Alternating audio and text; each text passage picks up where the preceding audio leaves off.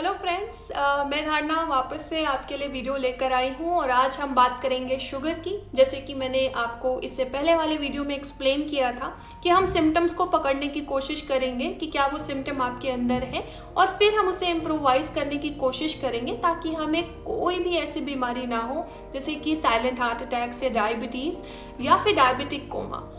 तो सबसे important topic sugar जब हमारी बॉडी में जाता है तो वो एक सबसे सिंपलेस्ट मॉलिक्यूल के फॉर्म में डाइजेस्ट होता है जिसका नाम है ग्लूकोज। ये सारा वीडियो ग्लूकोज के ऊपर है, तो ये समझना बहुत जरूरी है कि ग्लूकोज हमारी बॉडी में आता किन किन चीजों से है। तो ग्लूकोज का कंपोनेंट हमारी बॉडी में कार्बोहाइड्रेट से भी आता है, फैट कंज्यूम करने से भी आता है, प्रोटीन कंज्यूम करने से भी आता है। Glucose simplest form of energy है, आई एम श्योर आप सभी को पता होगा। तो जब ग्लूकोज हमारी बॉडी में सारे फंक्शंस को करने के लिए इम्पोर्टेंट है, लेट्स से कि हमारी बॉडी में बहुत सारे फंक्शंस एक साथ चल रहे होते हैं। हमारा किडनी काम कर रहा है, लिवर काम कर रहा है, डाइजेस्टिव सिस्टम काम कर रहा है, हम मूव कर रहे हैं, बात कर रहे हैं, हम पूरे डेली रूटीन को फॉलो कर रहे हैं। हर जगह ग्लूकोज का वैल्यू और इम्पोर्टेंस बहुत है और उस चीज को करने के लिए एक एनर्जी का सोर्स चाहिए होता है। अब मान लीजिए आपकी बॉडी है एक्स, ठीक है, एक्स टाइप की बॉडी को जिसमें सारे फंक्शंस हम डाल देते हैं कि पूरे दिन आप जो डेली का वर्कआउट करते हैं, डेली में जो भी आपका काम है उसे करते हैं, उस एक्स बॉडी को चाहिए वाई अमाउंट ऑफ एनर्जी, यानी वाई अमाउंट ऑफ ग्लूकोज। अब हमारी बॉडी बहुत इंटेलिजेंट तरीके से काम करती है।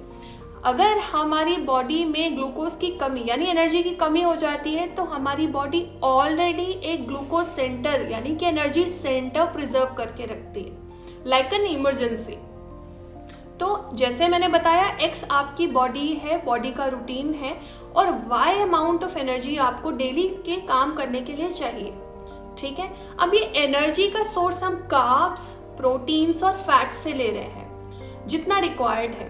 अब मान लीजिए आपने इस रिक्वायरमेंट को डबल कर दिया, यानी कि आपने कोई एक ऐसा चीज कंज्यूम किया जिसमें कॉन्सेंट्रेटेड शुगर है। फॉर एग्जाम्पल, शुगर हमारे राइस में भी होता है, ठीक है।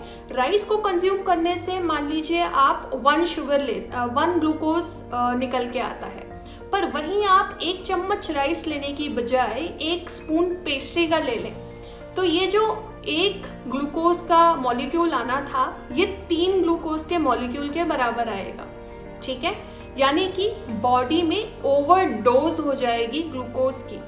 अब इससे क्या होगा, आई एम श्योर आप सभी लोग जानते हैं कि डायबिटिक पेशेंट्स का ग्लूकोज लेवल स्टेबल नहीं रहता पूरे दिन। उनका ग्लूकोज लेवल ऊपर जाके नीचे आता है, यानी उनके स्पाइक्स होते हैं। ये जो बढ़ावा होता है ग्लूकोज का बॉडी में, इसे हम स्पाइक्स बोलते हैं, ग्लूकोज स्पाइक्स।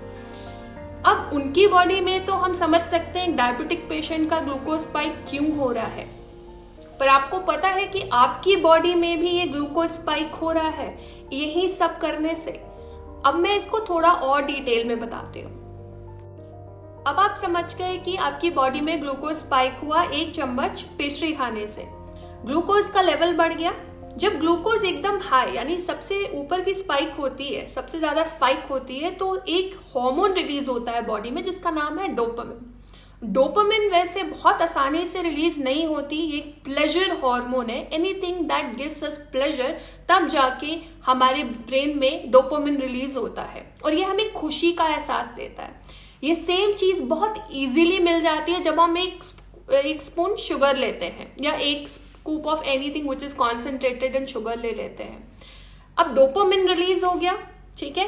उसके बाद ये जो स्पाइक है ये नीचे आता है 1-1.5 घंटे बाद। जब ये नीचे आता है तो हमारा ब्रेन जो है उसका एक एक्टिवेटिंग सेंटर है जिसका नाम है क्रेविंग सेंटर, वो ऑटोमेटिकली एक्टिवेट हो जाता है। उसको डोपामिन पसंद है, उसको चाहिए कि अब मुझे बार बार वो चीज दो जिससे मेरा डोपामिन जो है वो रिलीज हो, राइट। अब ये जो क्रेविंग सेंटर आपका एक्टिवेट होता है, इस क्रेविंग सेंटर पे आपका कोई कंट्रोल नहीं है। लेट मी टेल यू, अब हमारी बॉडी के इतने फंक्शंस हैं, हम कंट्रोल नहीं करते हैं, बहुत कम चीजें कंट्रोल कर पाते हैं, जैसे कि हमारे हैंड मूवमेंट्स। क्या आप लिवर कंट्रोल करते हैं? नहीं। वैसे ही हमारा ब्रेन जो है वो उसका वो पार्ट एक्टिवेट हो जाता है जिसे क्रेविंग सेंटर बोलते हैं। अब ये क्या कहेगा, अब ये आपको बार बार मैसेज देगा कि मुझे फिर से वही स्पाइक दो, मुझे फिर से कुछ वैसा ही शुगर का खाना है। अब उससे क्या होगा, आप कितना भी रेसिस्ट करें आप उसे खाते हैं, ठीक है। आपको लगता है यार बॉडी में क्रेविंग हो रही है, आज बहुत मन कर रहा है, दोबारा खाना पड़ेगा, अब कुछ कर ही नहीं सकती मैं, कर ही नहीं सकता मैं। समझने की कोशिश कीजिए या आप नहीं कर रहे हैं तो गिल्ट फैक्टर मत पालिए कि मेरे को क्रेविंग बहुत होती है। ये कोई बड़ी खुशी की भी चीज़ नहीं है कि मुझे क्रेविंग बहुत होती है। और ये समझने के बाद आप इसे बेटर तरीके से बैलेंस कर पाएंगे, क्योंकि आप समझ जाएंगे कि ये आपकी बॉडी नीड नहीं है, ये आपका जो ब्रेन का सेंटर क्रेविंग वाला एक्टिवेट हुआ है, ये इसकी नीड है। और ऐसा करने पे क्या होगा, जब आप बार बार शुगर खाएंगे तो एक शुगर साइकिल जो है वो स्टार्ट हो जाएगा आपकी बॉडी में। अब आप इमेजिन करो, ये जो शुगर साइकिल सिर्फ इसलिए शुरू हो रहा है क्योंकि एक डोपामिन रिलीज होता है और फिर क्रेविंग सेंटर आपको मास्टर करने लगता है। कितने हार्मफुल इफेक्ट्स हैं एक्सेसिव ग्लूकोज फ्लो के बॉडी में। लोगों को मेंटल हेल्थ इश्यूज भी हो जाते हैं, आपके मेंटल हेल्थ पे बहुत फर्क पड़ता है, इमोशनल हेल्थ पे बहुत फर्क पड़ता है। अब मैं नेक्स्ट वीडियो में बताऊंगी कि ये क्रेविंग सेंटर से एक्चुअली फर्क क्या क्या पड़ता है। अगर आपके अंदर इनमें से कोई भी सिम्टम मौजूद है जो क्रेविंग करने पे आपको मजबूर करता है, तो अब आप कॉन्शियस हो जाइए, समझने की कोशिश कीजिए कि ना ये गिल्ट है, ना आप जबरदस्ती कर रहे हैं, ना ऐसा है कि बहुत अच्छी बात है। ये समझने की जरूरी है कि बॉडी मदद मांग रही है, क्योंकि अब बॉडी का कंट्रोल आपके हाथ से जाके आपके ब्रेन के पास पहुंच गया है। एक बहुत पुरानी सेइंग है कि अगर आप मास्टर नहीं करेंगे ब्रेन को तो ब्रेन आपको मास्टर करेगा। तो यही समझना है और इसी पे चलना है। अब मैं लेकर आऊंगी नेक्स्ट वीडियो कल, जिसमें मैं बताऊंगी कि क्रेविंग सेंटर कैसे काम करता है और कैसे हम उसे बैलेंस कर सकते हैं। अभी तब तक के लिए टेक केयर, बाय बाय।